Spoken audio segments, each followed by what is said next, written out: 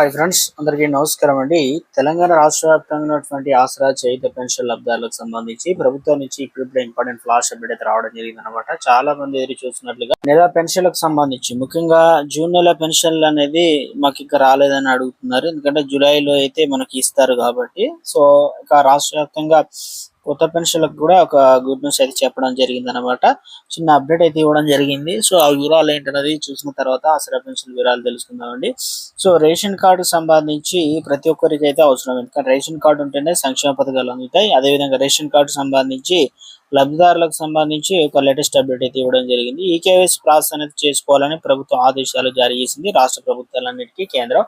అయితే ఇందులో భాగంగా చూసుకున్నట్లయితే కొందరు లబ్ధిదారులు కొన్నేళ్లుగా బియ్యం తీసుకున్న వారు ఉన్నారు. సరుకులు తీసుకుని వారిని గుర్తించేందుకు ఇప్పటికే ప్రభుత్వం వివిధ మార్గాల్లో సర్వే చేసింది. ఇన్కమ్ సర్టిఫికెట్లు కట్టే వరకు, అంటే ట్యాక్స్ కట్టే వరకు, 4 చక్రాల వాహనాలు, 360 డిగ్రీల కోణంలో ఇప్పటికే ప్రభుత్వం వారిని అయితే గుర్తించే పని చేసింది అనమాట. జిల్లాలో ఇప్పటి వరకు చూసుకున్నట్లయితే 80% వరకు కేవైసీ నమోదు చేసుకున్నట్లు పౌర సరఫరాల శాఖ అయితే అధికారులు తెలియడం జరిగింది అన్ని జిల్లాల వారీగా. అయితే ఈ జిల్లాలో వరుసగా 6 నెలల బియ్యం తీసుకొని వారిని గుర్తించడం వల్ల, అలాగే ఎవరైతే తీసుకోకుండా ఉన్నారో రేషన్ కార్డు గల కుటుంబంలో వ్యక్తులు చనిపోతే వారికి సంబంధించిన కోటాను తగ్గించడం లేదు. దీంతో ప్రతి చోట జిల్లాలో 100 క్వింటాల బియ్యాన్ని కుటుంబ సభ్యులు తీసుకుంటున్నట్లు అధికారులు ఈ నేపథ్యంలో ఈ కేవైసీ తప్పనిసరి చేసింది. ఈ కేవైసీ పలుమార్లు అవకాశం ఇచ్చినా కూడా అనేక మంది ప్రక్రియలో నమోదు చేయించుకోవడం అయితే లేదని చెప్తున్నారు. సో కొత్తగా రేషన్ కార్డు పొందిన కుటుంబాలు సైతం ఈ కేవైసీ చేసుకోవాలన్నమాట. అయితే ఇక ప్రతి లబ్ధిదారు నేరుగా సమీప రేషన్ షాప్కి వెళ్ళి అక్కడ తమ వెలిముదలతో పాటు ఐరీస్ ఇవ్వాలి. తమ రేషన్ ఆధార్ కార్డు సంబంధిత స్మార్ట్ ఫోన్ లో కూడా తీసుకెళ్లవచ్చు. ప్రతి రేషన్ షాప్ లో ఉచితంగా ఈ కేవైసీ చేసుకోవచ్చు. 5 సంవత్సరాలలోపు చిన్నారులకు ఈ కేవైసీ ఇందులో మినహాయింపు ఇచ్చారు. తర్వాత 10 ఏళ్ల పైబడిన లబ్ధిదారులు సమీప రేషన్ దుకాణం వద్ద ఈ కేవైసీ అప్డేట్ చేయించుకోవాలని చెప్పేసి అధికారులు అయితే చెప్తున్నారు అనమాట.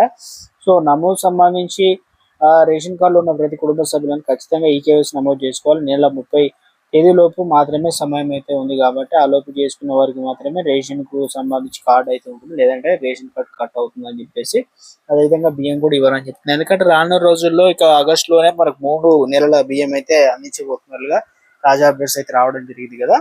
అదొక స్మాల్ రిక్వెస్ట్ అండి. ముందుగా వీడియోస్ ప్రతి ఒక్కరు కూడా లైక్ చేయండి. కొత్తగా ఛానల్ వస్తే తప్పకుండా సబ్స్క్రైబ్ చేసుకోండి. చూస్తున్నారు కానీ లైక్ చేయడం మర్చిపోతున్నారు, వెంటనే లైక్ చేయండి. తెలంగాణ రాష్ట్ర వ్యాప్తంగా పింఛన్లకు సంబంధించినటువంటి పెంపు ఏదైతే ఉందో, సో ప్రభుత్వం ఇటీవల కాలంలో పెన్షన్లు తెలంగాణ రాష్ట్ర వ్యాప్తంగా అందరికి కూడా పెంచి ఇస్తామని అయితే చెప్పడం అయితే జరిగింది.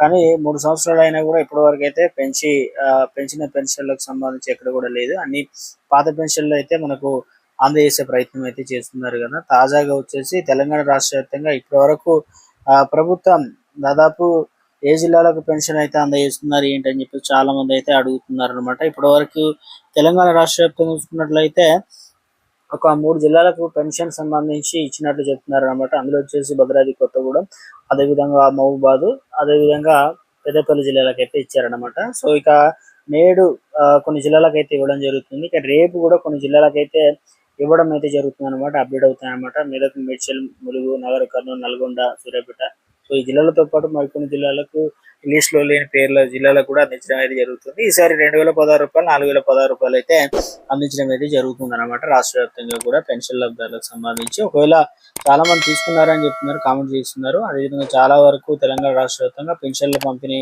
అయితే ఈసారి బ్యాంక్ అకౌంట్ లో, అదేవిధంగా పోస్టల్ శాఖ ద్వారా కూడా అందజేయడం జరుగుతుందని చెప్తున్నారు అనమాట.